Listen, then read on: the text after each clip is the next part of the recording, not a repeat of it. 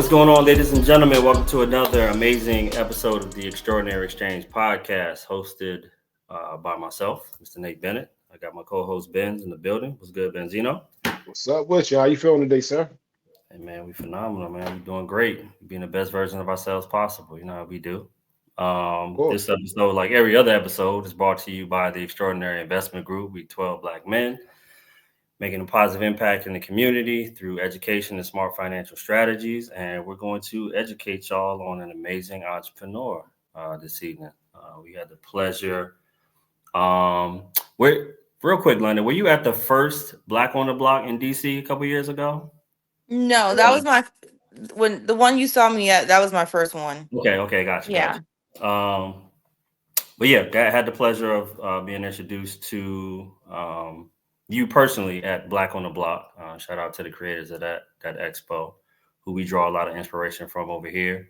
But I was familiar with your candles prior to that.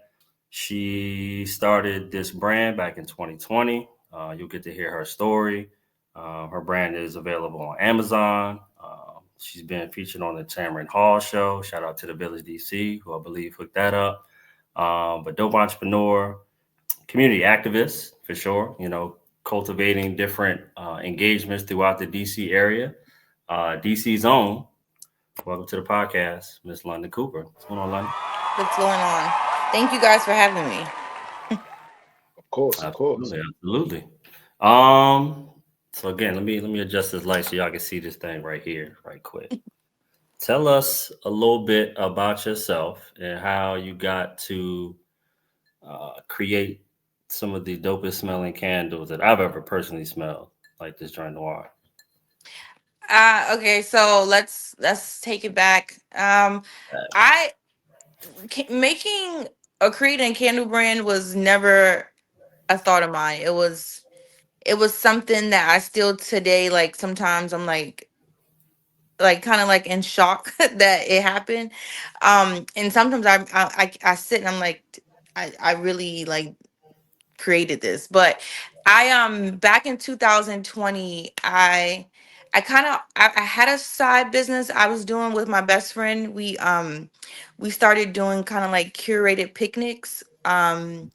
It was called the Picnic Experience. It was like a low top table setting, and we had like all these different themes for the picnic.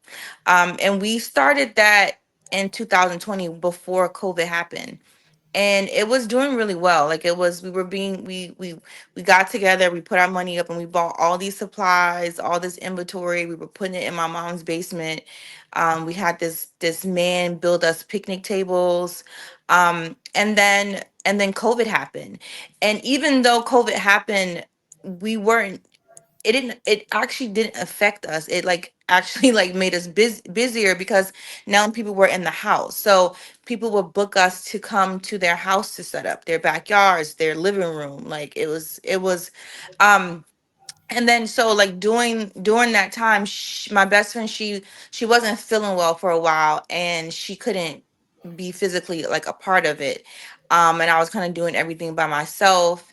And somewhere in between that phase and then the COVID, um, I kind of started like just doing hobbies at home. So like, I was still doing the picnics, but I was super burnt out from it. Mm. And I just kind of like ordered a candle making kit. It was really random. I ordered a candle making kit, and it was something to just pass time, like nothing to, like, I wasn't thinking of making turn into a candle business. But long story short, I ordered a candle making kit from a woman in Baltimore, actually. A woman owned a black owned business in Baltimore. I think it's like KMS Candle. She has a studio. She's been doing candles for a long time. So I ordered from her, and I got home and kind of just made the candle. And I think I like gave it to my mom, and I went to her house one day, and she was burning the candle, and I was like, wow, that candle, it smells good. And then it kind of like scented up the entire house. And in my mind, I thought that making candles was like that easy because of the kit. I was like, okay, that was pretty easy. Um and I honestly can't remember the exact moment when I decided, okay, I'm going to start ordering more supplies. But I knew, like, from that day on, like, people kept asking me, like, can you make me candles? So I was making candles for people, like just for fun, just making them, giving it to them. And then I was thinking, like, like, let me do some research to see like if this is actually like a lucrative thing. Like, should I like look more deep into it? Because at this point now I'm giving out candles for fun. And, God forbid anything happens with the candles, like I needed to, make sure that I had like all the proper things needed. So, long story short, I went down like a whole rabbit hole of like studying candles and studying like big brand candles, like Yankee Candle and Bath and Body Work candles, just to see like if there was even like a lane for that for me. And it was like, I what the research that I read was basically like candles, home scents, things like that. There, it's a $1 billion industry, and it's kind of like doesn't ever go away. It's kind of like makeup. It's just something that's just going to always be around. So I basically was like, okay, well, I'll just start making candles just for like a side hustle.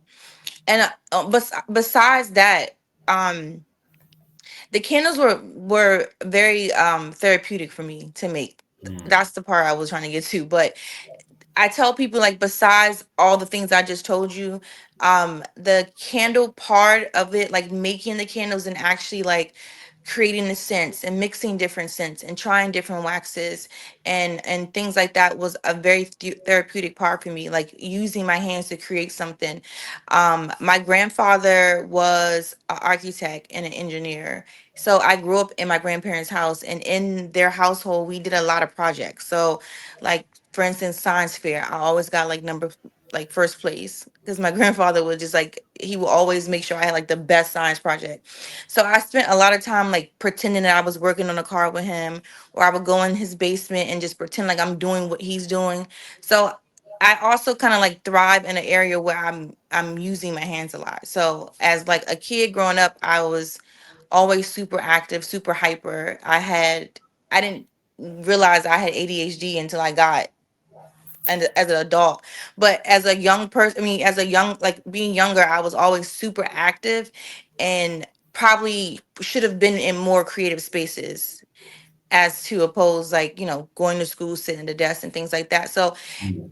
it was something that I wasn't getting bored with. So that was a huge issue for me. I would start projects, say I'm a creative business, and then I'll get bored with it.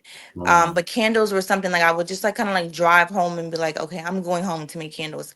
Kind of blocked everything out, hanging out, relationships, everything kind of just got like pushed to the side, because I was super like excited about making candles.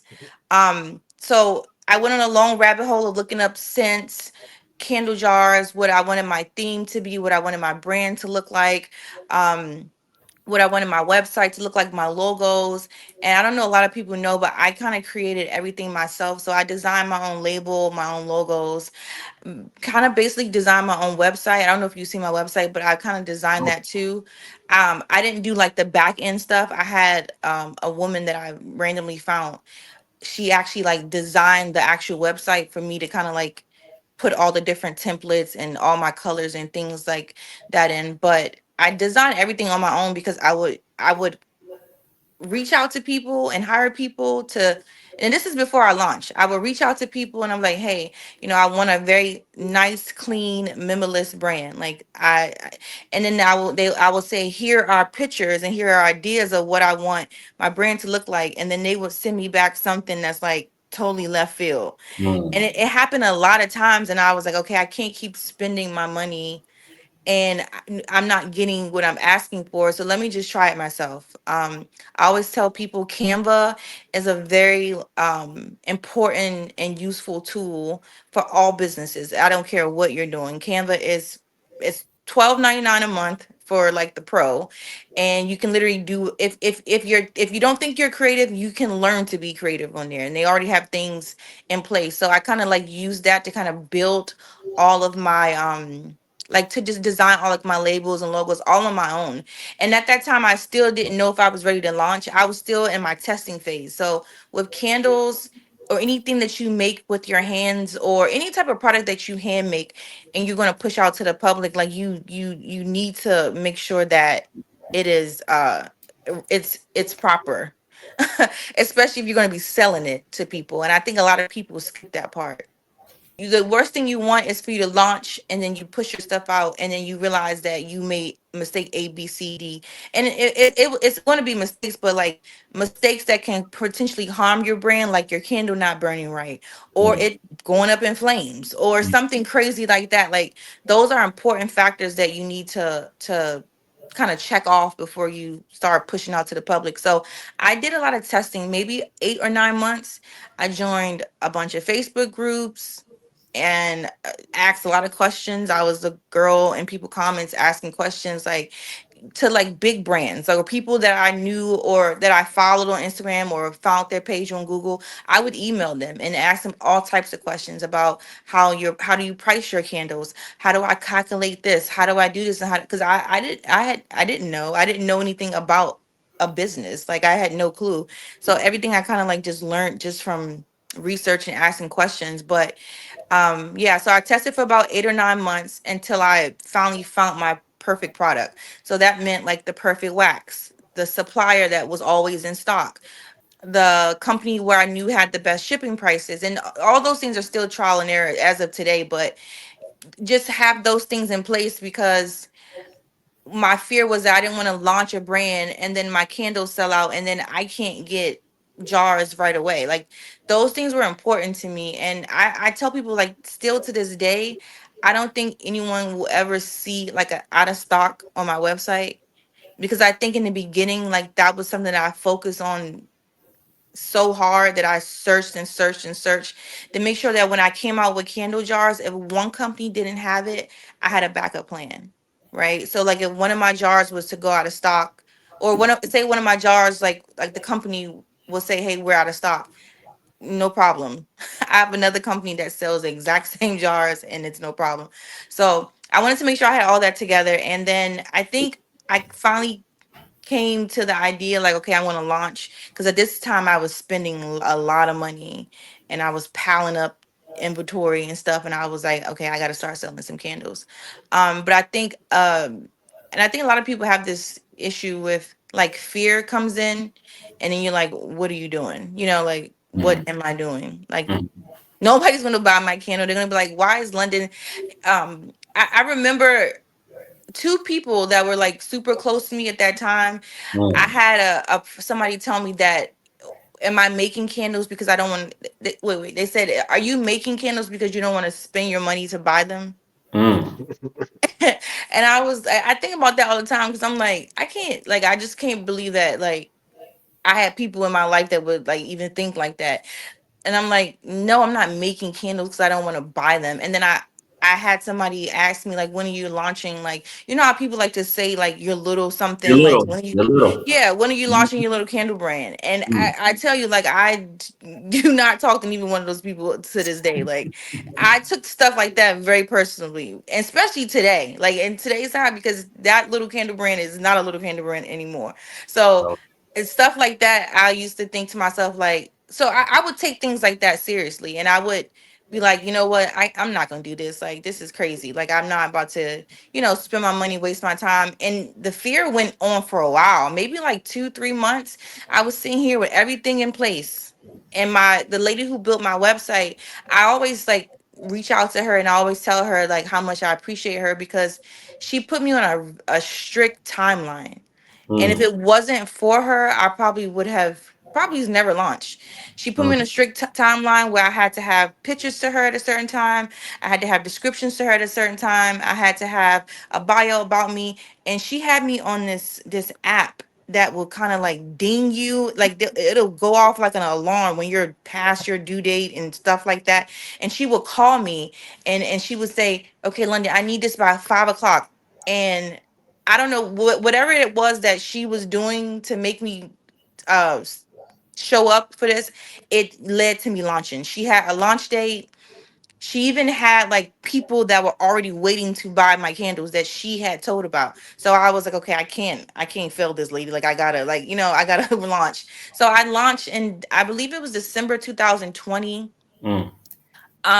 But I didn't probably start like actually like taking it seriously probably to like May of that next year. So that means like I finally went and got an LLC. I Mm, finally went and got an EIN number. Like, mm, and I'm just thinking to I'm thinking now, like, it's so crazy because I didn't know about any of that stuff when I first started. Those are things I probably like research, and I'm like, what's a EIN number or what's this? And I'm like, okay, I need to go do this. So I really taught myself a lot of stuff in the beginning, and I think one of the reasons why I'm like such an advocate for like small businesses because I feel like you don't have to not know things and look for things on your own. Like I feel like if I can help somebody like skip that part because it was stressful. mm, It was stressful. It was super stressful because I had no idea if I was doing things right. I would ask people questions and they would say things and then somebody else would say something totally different. And I'm like, okay, well, what am I supposed to be doing? But I've always been like a huge researcher. So I'm gonna research like the crap out of something to get the right answer. But if I can go back, I wish I would have had somebody be like, hey, these are the things you need, like these are the things you don't need, these are things you should focus on, these things you shouldn't focus on. Like I that would have took a lot of like, like a lot of weight off my shoulders. So yeah, so I launched, and that was what, almost 3.5 years ago, well, a little longer than that. But actually making London Wick a full business, it's been about 3.5 years. So, since then it's been pretty good. Like it really was I tell people all the time now, and I think they look at me like, what are you talking about? I tell people like that was a super like game changer for me for my life. So that girl or that person that I was before I started making candles or even coming up with a company is like a person in the back of my memory. Like I don't even really remember that person. Like she wasn't she wasn't a nice person either. Like I mm, wasn't in a good space back then. I think about it now and I'm like, this candle brand really did change a lot about my life and about the way I think and everything. So it's and I think that's why I kind of teach the classes a lot too. I think that has something to do with why I teach the workshops a lot because I think people sometimes think that they're not creative or that they think that they don't have what it takes to start that business idea, or even if it's not a business idea, if they just have a goal that they want to do. So I kind of like use my classes to kind of give them like a, hey, I'm like proof of product, you know what I'm saying? Like I'm that example of like what you can do if you want to. 3 years later, like 3.5 years later, I mean, I can't really remember like how many candles I've sold, but it's been a lot. I've met some amazing people, did some amazing things, been on the news, been on Tamara Hall show, been in newspapers, taught like over 100 classes, and actually I'm like super super close to actually walking away from my job. So that was always the goal from day one. It's been taking a while, but it was always the goal. So gotcha. Congratulations on that. That's thank important. you. You talked about. I want to say that you talked about a lot of important things right there. One of which is something that we always talk about here is finding a passion and being able to make money off that passion. You genuinely, like you say, it's transformed you, helped your life, to the point where you want to share the joy of candle making with other people. Um, in your story, you kind of talked about the company with your friend, order this kit. What was it that made you say, "Hey, I need to go to that research phase to figure out this is something I can continue with on my own to make money off of because I enjoy doing it." Like what was that thought process there? 'Cause I feel like a lot of people have things they like to do, have hobbies, have enjoyment that they have, but aren't don't have the courage to take that next step and say, "Hey, I can start doing this and try to make some money off this hobby that I do." When I started researching and started seeing like how fast people who were making candle brands were going from like small business to like like big, not big business, but just like how fast they were jumping from, Mm, okay, they just launched 2 years ago and now they're in Nordstrom's or in Saks or at Target and things like that. Like I think when and on top of that, I got a lot of great feedback. So I think the feedback was kind of like the fire. Like I didn't know I had a good product, but people kept telling me, and I was like, okay, well, cool. I'm good at something. Like, let me see where it can, let me see where it can take me. Like, they telling me my candles are good, and I'm doing a good job. So why would I not want to do it? And I was back then. I was making candles. I think I was maybe paying like altogether like $4 or $3 a jar, or $3 altogether to make a candle. And I think back then I was selling my candles for $25. That was like a three times, you know what I'm saying, profit. Like, I was like, wait a minute. Like, I remember like selling candles, eh, like they would just be in my car, and I would just go places, and then people like, you got candles? And I remember like selling like, it was like maybe like 100 candles on one day, or like I think somebody was like buying them. Somebody bought like 20 candles, and by the end of that day, I had almost made what I would make going to work for 40 hours. Mm, mm. And I was like, oh no, no, okay, yeah, I got it. I got it. This this might be it. Like, I think that was the whole process. Like, I knew that it was lucrative, and I knew that I was good at it. And I would probably have been silly to not go through with it. I like how in your story you were talking about your upbringing, how you grew up with your grandparents, how they were always using their hands, and we talk about that a lot on the podcast too. I don't think people realize all those past experiences. It doesn't just have to be a job.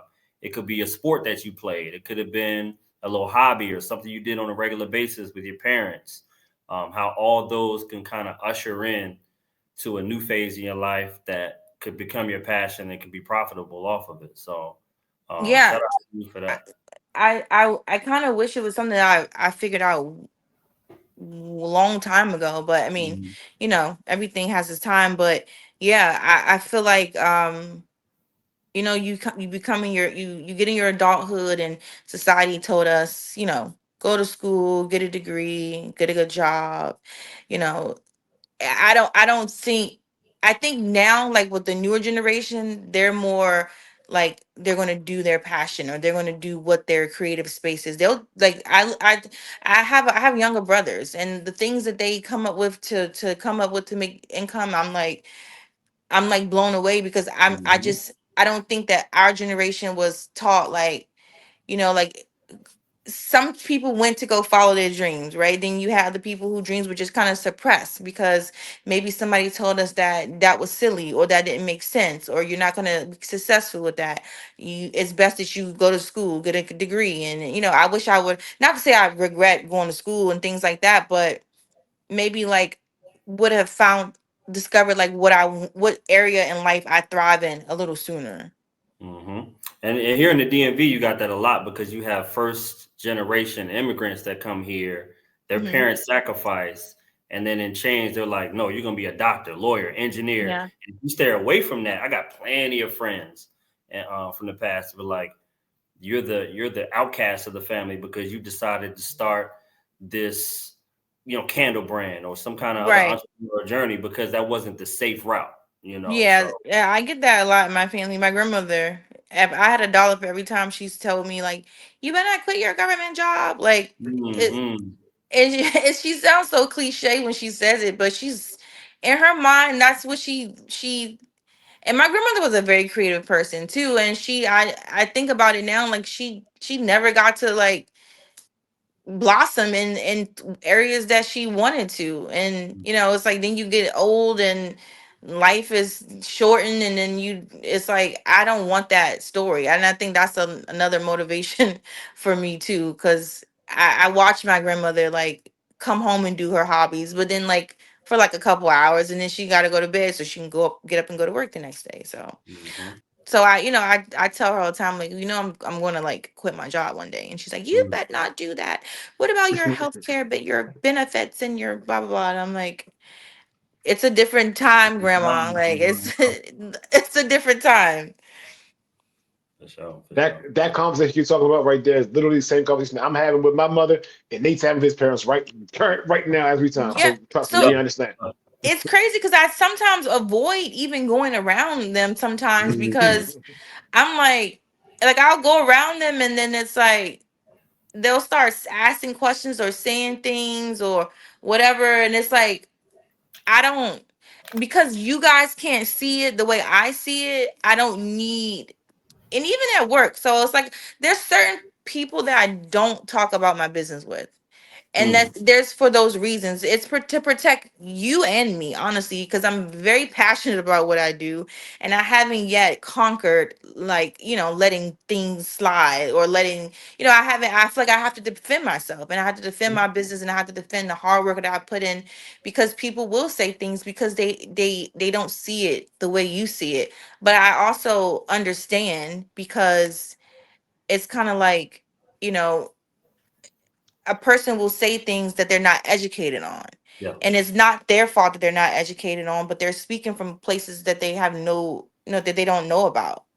And So the answer to that is grace. We got to give these people grace. I learned this in network marketing. If I were to wear glasses and I had a certain prescription, I can't then give you those same glasses and expect for you to see and those to benefit you like they do me, right? It's right. your vision for a reason. And Yeah. you got to know like these other people that don't see it. And the funny thing is, once you do become successful, and however that looks for you, Then they those same see it. people are gonna come back around like, oh man, we're so proud of you. We knew Then you they was gonna see it. do it the whole Yeah. time. Right? They all like, they all come to me and they're like, I want to start a business. Can you help me start a business? Yeah. And I'm Well, like, then I got listen. 3 years in this. Like you gotta walk your own path. You know what I'm saying? Yeah. I give you That some. happens a lot. Yeah, Mm-hmm. that happens a but lot. Bennett, Yeah. something important that she also said was though is that on the front end, be careful who you share the information with Yeah, yeah, for sure. because it's not for everybody. Mm-mm.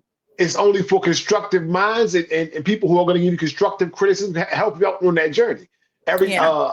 Oftentimes we like to uh talk about things before they happen, and it comes by honesty, trying to get help, trying to get feedback.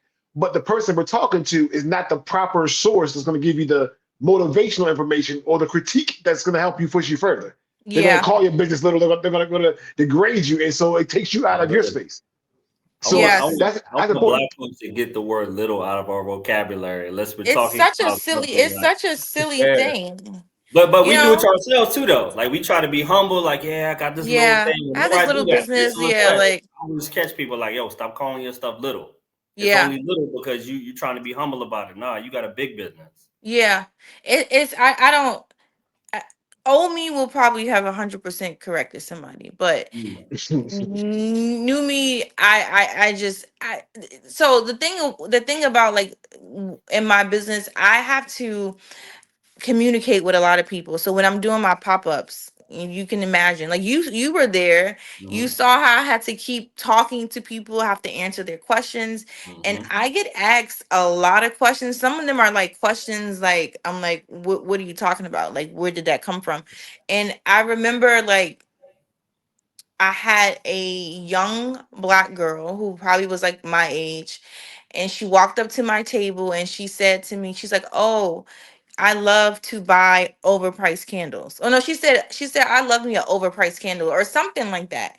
And at mm. that time, I was just like, I didn't catch on to what she said Don't until she say said it again, and she was like, "I know these are going to be super high, but and I was like, just stuff like that. Like, I think I was more caught off guard because she was somebody that looked like me. You know what I'm saying? it. And I just was Mhm, like, why would she say that?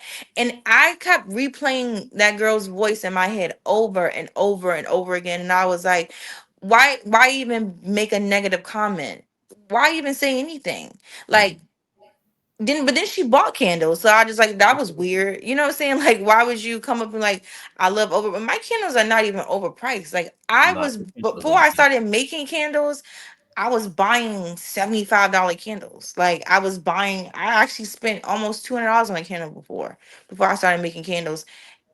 I could really make my candles, like, if I wanted to put any type of price on it. But I Mhm. wanted a brand that felt luxury but affordable. So for her to come up and say that, I was like thrown off. And then she bought candles, and I was like, well, that's confusing.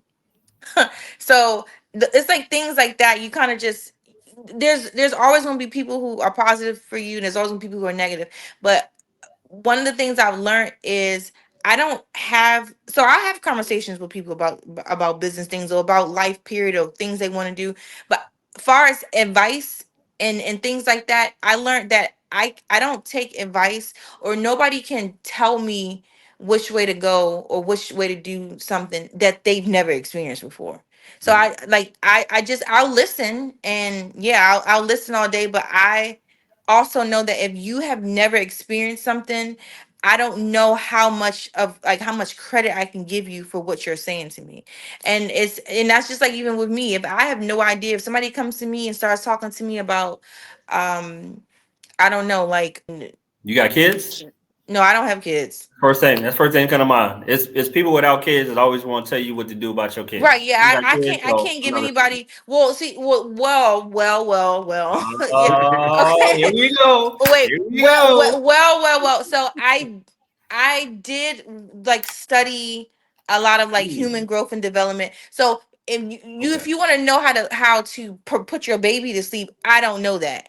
But wondering why your kid acts a certain way when they go to their dad's house or their mom house, or wondering why a kid, like, I can speak on things like that because I've studied Mhm. stuff like that. But There you things go. I don't know about, like, I don't know why your kid's not walking yet. I don't know why your kid yells out loud, like things like, no. And I don't speak on that. Or somebody can call me like, my car is doing something weird, I have no clue. You should call your mechanic, or you should call, like, I tell people all the time, Google or call whoever is the person. And people actually call me with a lot of questions about things, and I don't I'm not upset about that. That means people value what I say, or they think I'm smart. I don't know. But I tell people all the time, like, I don't have the answers to everything. And I don't want to send somebody in the wrong. Now I can tell you if you have to make a bad decision. Now I will be saying, I'm like, no, that's not a good idea. That's a bad idea. But I Mm. also, like, nobody can tell me, if you've never had a business and I've never seen you take your business from here to here, and you don't have a marketing background, business background, you have nothing to show me that you actually made, like, that actually worked for you. I really can't take your, I mean, I can listen, but I just don't have conversations with people about certain things that I know that they can't send me in the right direction. Like, it's like having a conversation with someone who's a Democrat and Republican. It's gonna Yeah. always be like bam, bam, bam, bam, bam, bam. I Mm. have no idea about this side. I have no idea about Mm. that side, and it's like a constant back to back. And then at the end of the conversation, somebody's gonna be drained. So let's Right. just skip the draining part, and let's just Good part. go to the source. You can ask me questions about things I experience, and I will help you. But if I haven't experienced, I don't know how much information I can give you. Speaking of mechanics, we're gonna do a shameless plug right here. Shout out to Jay Mills, Mills Motors over there in Baltimore. If you need a good mechanic, we got an in-house mechanic right here at Extraordinary Investment Group. So yeah. I'll add this. I do have a question that you are familiar with. So creating sense on the Mm. front end, how do you decide this is a prop? But you said you had the noir. Noir. Yeah, This is the the best noir. smelling I wish I candle. had I'm trying to some of tell you. the. This, All I right, mean, so at the expo, a lot of them smelled good. This joint sold out. And even you went to the bathroom real quick, and I was watching your table, and someone came over and was like, "Yeah, this is it too." So I Oh think this is yeah. one of the more popular ones. This is And bomb. Nor. So that's their funny story. Nor is my bestseller. It's one of my bestsellers, Mm-hmm. and it was never supposed to be in my candle line. It was never supposed to make it, and it only made it there was because I made the oil, and then I realized that I didn't like it, and I was Mm, like, I'm not putting this in my scent line. But I mm. had so much oil that I said, well, I have to sell it. And then it had a different name back then and everything, and people kept saying, what is this, like, this is the one, like, they would go crazy, and they were like, this, no, this is, you should just only sell this one. I was like, really? Like, I don't like it, but The I, people I spoke. kept it. Yeah, I kept it, and I named it Noir because it has blackberry in it. So I named it Noir, and it's my bestseller, honestly. So it's crazy to think that it almost didn't make it was never supposed to be in my scent line. That was an accident, really. So but how do you? So you said BlackBerry. So how do you? You don't gotta give us the detail, but no, no, no. what's your thought Yeah. process? It's so my thought. So I was always into scents, and Mhm. I would just go different places and smell different scents. So I knew that I wanted scents that kind of mimic like luxury places. So Mm. Mm, a luxury hotel or a luxury spa or a high-end store, or like I didn't want scents that just kind of smelled like your average like store, it's like store bought candles and things like that. So I did a lot of research. I went around to like a lot of like stores. Like I went to like Anthropologie because they have really good smelling candles. I went to Nordstrom's, I went to Saks, I went to Lilabo, all these like kind of like popular candle stores, and I would smell different scents, and I would be like, just to kind of feel like, hey, what do people like to smell? And then I decided, okay, well, I want to have a scent for each scent category. So if you like citrusy, and then this person likes woody, this person likes clean, this person likes masculine. Like I wanted to have a scent for each category. So I kind of started there, and I would just kind of order oils, but I also was doing like a lot of studying scents too. So scents are probably harder to make than the candles because mm, there's a lot of chemistry involved. There's a lot of mixing, um, different math equations you have to figure out. This much ounce, 10% of this, 5% of that. So once I got that down pack, I just started ordering different oils and then kind of just mixing scents. And there's information out there about like what scent goes with what doesn't mix with what, but I would just test them. And I would say, okay, I like this scent, I like this scent, let me mix them together and see how they go. But with scents, you always have like a top note, a middle note, and a bottom note. And your bottom note is going to always be woody. So whenever I make any scent, there's a woody scent involved. So like cedarwood, sandalwood, oud, musk, like things like that. So everything else is kind of like you just kind of play around around those different scents. And it was really trial and error. I would make scents and I would smell them and I would be like, okay, no. And then I would make sense and kind of like have other people smell them. Like, do you like this? Do you like that? Do you like this? And yeah, that's kind of how they created some of the scents I do buy. They kind of already kind of formulated to have a scent, and then I'll just add like a twist to it. I think I may have like one or two that I buy. Like Palo Santo is mm, really a scent you can't really mimic or you shouldn't change, because Palo Santo is Palo Santo. Like it needs to smell like Palo Santo. So I just buy straight Palo Santo. I add like a little something to it to make it more woody, but I don't do a whole mixing with that. mm. And then so my scents are also they're clean scented. So that's another aspect of it because my brand is an eco-friendly brand. So my scents are clean scented, which means they kind of been like stripped of all like the toxins and things, and they're not made with like artificial fragrance oils. Which is kind of the reason why I started making candles. Like I would buy candles and they would kind of like hurt my eyes or give me a headache. And then when I did research, it was basically because of the cheap products that companies were using. So it's a Yeah. lot of trial and error. You just play around with different scents and then kind of just see what works. But I kind of have like the same scents I started off with, and sometimes I do like add seasonal ones and things like that. So. I didn't mention that in the intro. You know, Oh eco-friendly, yeah, it's clean okay. burning, hand poured coconut wax candles for sure. For Yes. sure. Yeah, I try to stick to I like the more and more I like go on with the business, I realize that it's really hard to be 100% eco-friendly. Like I'm trying and I try and I try my hardest, but far as the actual product that's being made in the candle, yes, I use coconut wax. Everything's 100% eco-friendly.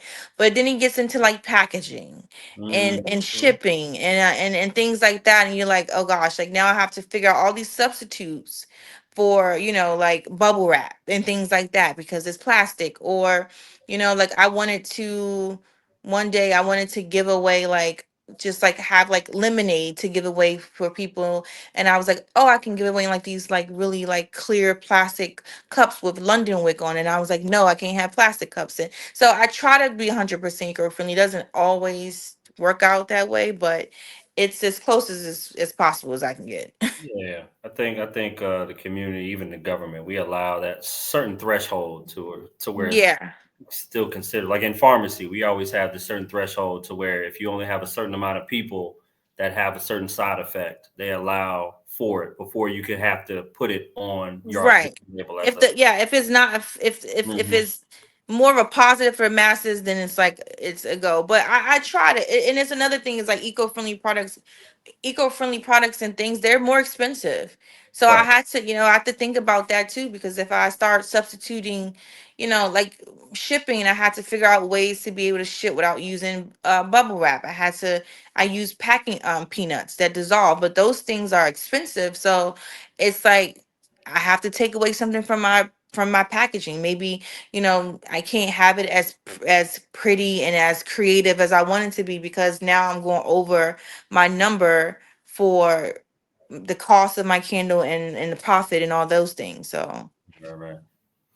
Right. So one thing I did learn, I do a lot of research on the guests. One thing I didn't know was that you had the picnic business beforehand, where you were doing yeah. the events. Whoa, what are you about to stop me?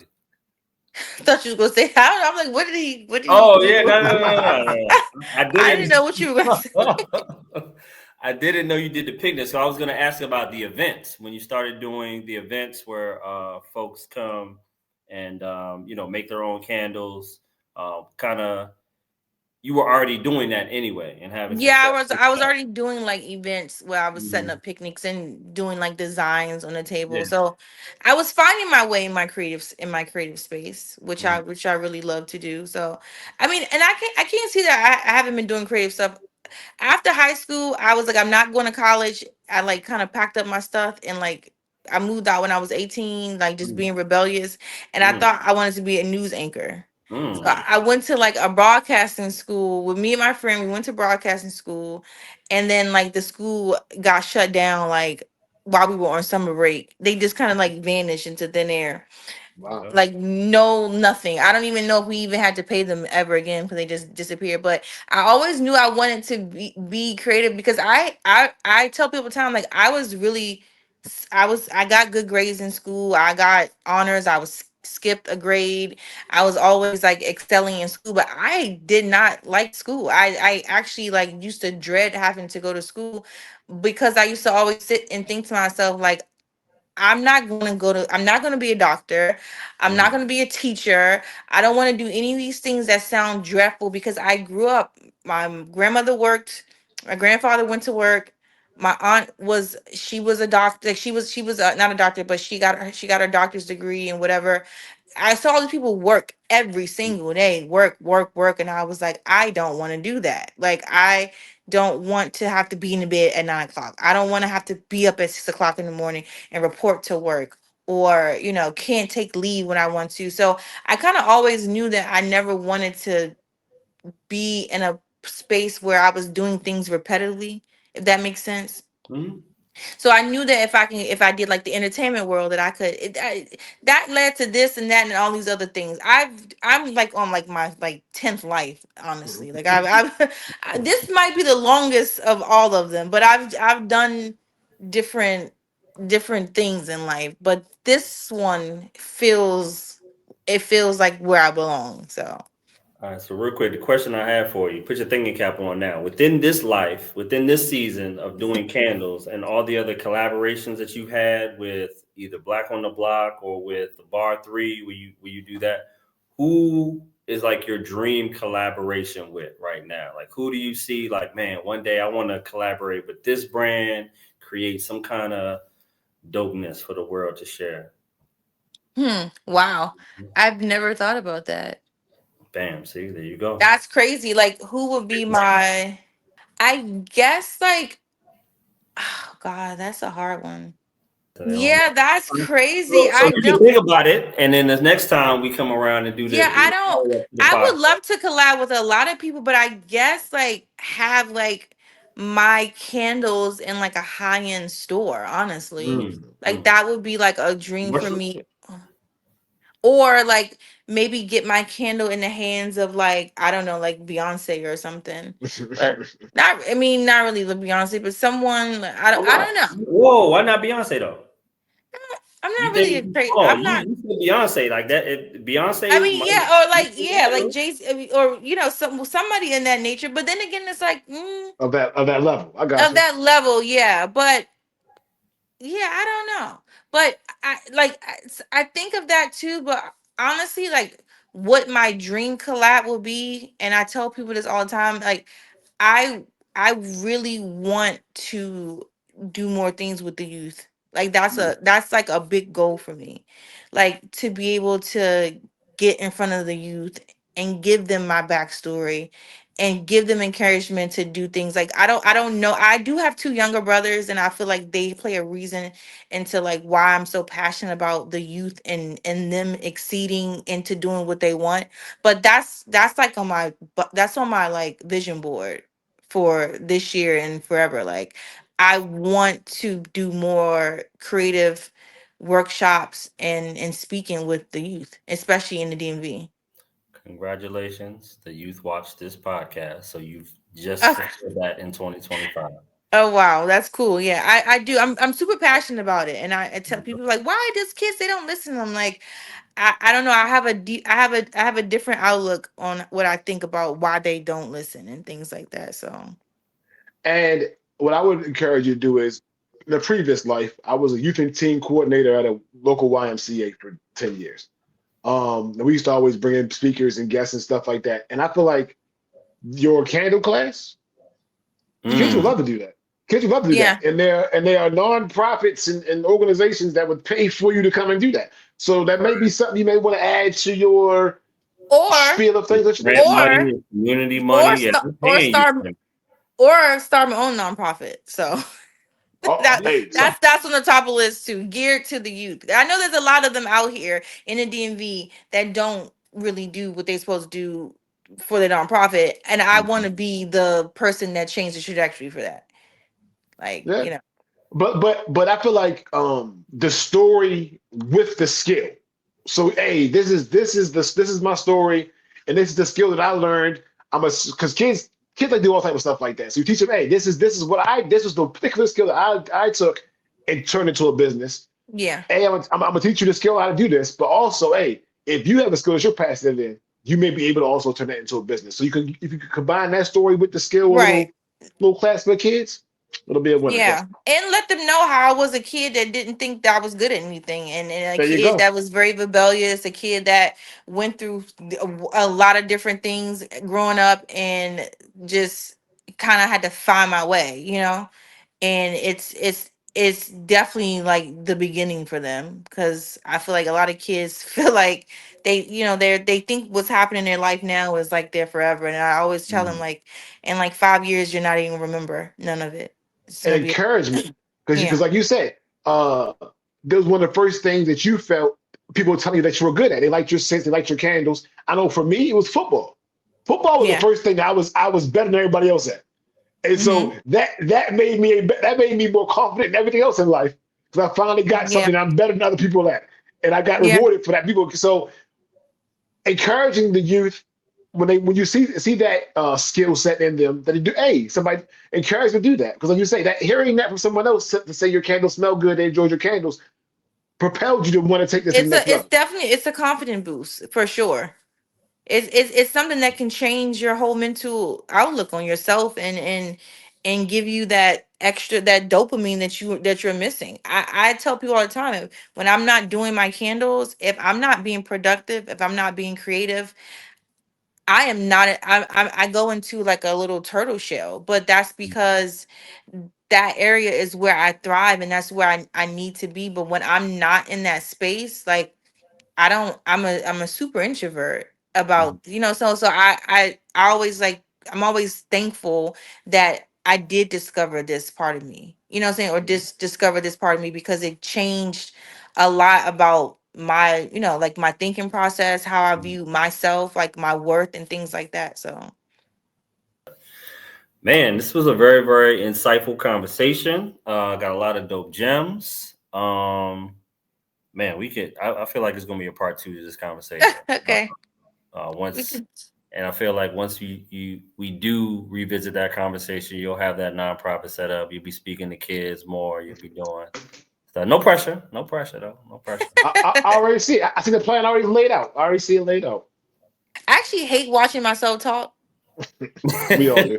For real. So Yeah. I'm gonna have somebody else look at It's it. kind of like back in the day, you used to listen to your voice, or you would set up like your little voice And I'm like, who is voicemail this? joint, and you would do it like 50 times. Cause like, oh man, I don't like my voice, or the music I had Yeah. in the background wasn't right.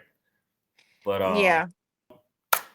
tell the people where they can find you, plug yourself, your Instagram, website, and then any last parting words you want to give to the folks. Yeah. So my Instagram is londonwick.co. My website is londonwick.shop. Even if you just type in Google London Wick candles, I will pop up. Like my website pop up, pictures about me pop up. I'm on Amazon. I think if you go to Amazon and type in my name, I do pop up. Do You it. can support me. And if you're ever looking to take a class or want to book a class, then you can just email me through my website. I do, you know, private classes, corporate classes, classes for youth, classes for adults. Um, and yeah, that's pretty much it. It's good. It's good. Benz, what you got before we get up out of here, man? Hey man, I just want to thank London for coming out. That her story. I feel like I said, it's we talk to a lot of different business owners, do a lot of different things, but that story of making money off your passion, finding something that you love, finding something that finds you peace mentally, Mhm. is an important story that we got to put out there. So I appreciate your time and thank you for coming out and sharing that important story with everybody. Well, thank you guys for having me on here. For sure. My first podcast. There you go. There you go. And many, many more to come, I'm sure, after this. You're doing amazing things in the world. You're following your passion, like Ben said. And you are the epitome. Your story really is why we started the podcast. So it's not all roses, and you didn't, have a vision since you were a little girl. Like, oh yeah, I'm hoping to have the best No. things in the world. But through just life's situations, you find it being, therapeutic and all that good stuff. You find yourself here. On the big and better things going forward. So that's good. No, no. The dream as a little girl, I thought I wanted to grow up to be an ice skater. So We just heard that's ice skater, I'm not an newscaster. ice skater. Yeah. But yeah, London, again, we appreciate you. Benz, appreciate you for facilitating this conversation with me, fam. Much love. Again, I'm Nate. That's Benz. We're 2 of 12 Black men as part of the Extraordinary Investment Group. Again, doing what we can in the world to impact it in a positive way through education and smart financial strategies. Shout out to our brothers at E.I.G who support everything that we do. And yeah, man, until the next podcast episode, y'all be good, be great, be extraordinary. Deuces.